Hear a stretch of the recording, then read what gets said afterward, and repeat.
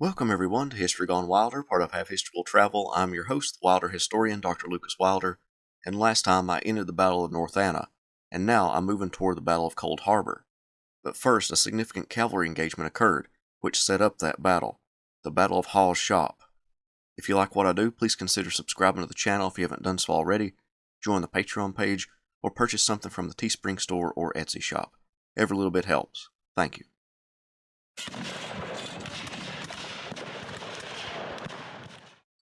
On May 26th, Ulysses S. Grant wrote to Washington saying, "Lee's army is really whipped. The prisoners we now take show it." Grant may not have been able to give Robert E. Lee a decisive defeat, but the constant combat was wearing on the Confederate army. Although some remained hopeful, many were leaving the rebel ranks, and Grant saw this dispirited nature as a victory. On May 27th, in the early morning hours, the Army of the Potomac began to move out from their positions at the North Anna River. The 5th and 9th Corps swung farther to the east and south than the 2nd and 6th Corps, which remained closer to the Potomac River. Lee wasn't taken by surprise. He figured that Grant would be on the move, but he didn't know where. By 6 a.m., the Confederate general knew he needed to move either way. His cavalry was already patrolling the river crossings, and part was combating Union cavalry to the west. The Army of Northern Virginia was quickly on the move to counter Grant's movements. Richard Ewell's corps followed close to the river, while Richard Anderson's corps followed the Richmond, Fredericksburg, and Potomac Railroad south. A.P. Hill's corps remained on the North Anna battlefield until all Union threats were gone from the area. Then it followed behind Anderson's corps down the railroad. Grant needed to secure a way across the Potomac River, and his cavalry probed the major river crossings. At Dabney's Ferry, Union Brigadier General Alfred Torbert's cavalry division encountered cavalry from a brigade in Rooney Lee's division.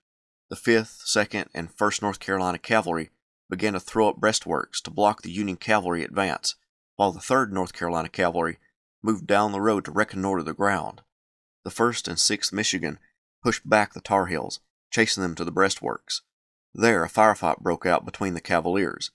The other Michiganders, under George Armstrong Custer, made their way to Salem Church. Torbert wanted to flank the North Carolinians out of their position. Rooney Lee thought the same thing about the Michiganders in his front. As the Marylanders went down the road to find the Union flank, they ran into the rest of Custer's troops. The fight ended quickly when Custer ordered a charge and sent the Marylanders into a retreat. With their flank under threat, the Confederate cavalry had no other option than to withdraw. Meanwhile, Robert E. Lee was positioning his army to combat Grant's flanking maneuver, but he needed additional information. So he sent Wade Hampton and 4,500 horsemen on a reconnaissance mission toward the crossings of the Potomac River. The fight on the previous day on May 27th convinced Grant that he could cross at Dabney Ferry and Nelson's Bridge, and the Union cavalry now across the river were to secure the territory around the crossings. On the morning of May 28th, the two cavalry forces met, Confederate cavalry under Hampton and the Union cavalry under David M. Gregg near Hall's Shop. The 10th New York Cavalry, reconnoitering in front of the Union position, were charged by the 2nd Virginia Cavalry, sending some of the New Yorkers scampering to the rear. But Henry Davies sent the 1st Pennsylvania Cavalry to beat back the Virginians. While that back and forth took place, Gregg reinforced his own line. The rebel horsemen were dismounted and threw up a line of breastworks to guard their position. Heavy skirmishing took place between the lines, but no major attack was made. Hampton sent in some South Carolina cavalry to bolster his line. One New Yorker commented on the fighting erupting in his front. He said, "It was at times the hottest place I was ever in. Never did I encounter in so short a space of time so much of desperate fighting." By this time, Philip Sheridan, Union cavalry commander, was rushing troops to the scene of the fight. The 1st New Jersey and 1st Pennsylvania attacked the rebel line and broke it where the 3rd Virginia was defending it.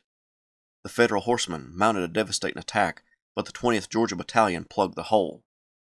It was now around 5 p.m., and Rooney Lee was watching the Confederate left and became convinced that Chambliss couldn't hold out and that he was vastly outnumbered, and asked Hampton for permission to withdraw.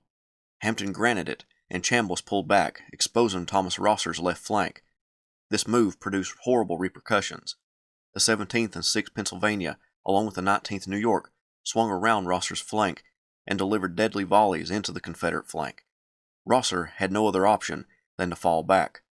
Custer, with his men now making up the front line, was in a heavy firefight, but he heard the gunfire increase on his right, which signaled that his comrades were making a significant attack, so he ordered his men to charge the position, breaking the Confederate line. Hampton and his horsemen were in full retreat by 6 p.m. Ultimately, at Hall's Shop, both sides lost under 400 men each, but it was a humiliating defeat for the Confederate cavalry, and only secured the crossings along the Pamunkey River for Grant, George Meade, and the Army of the Potomac.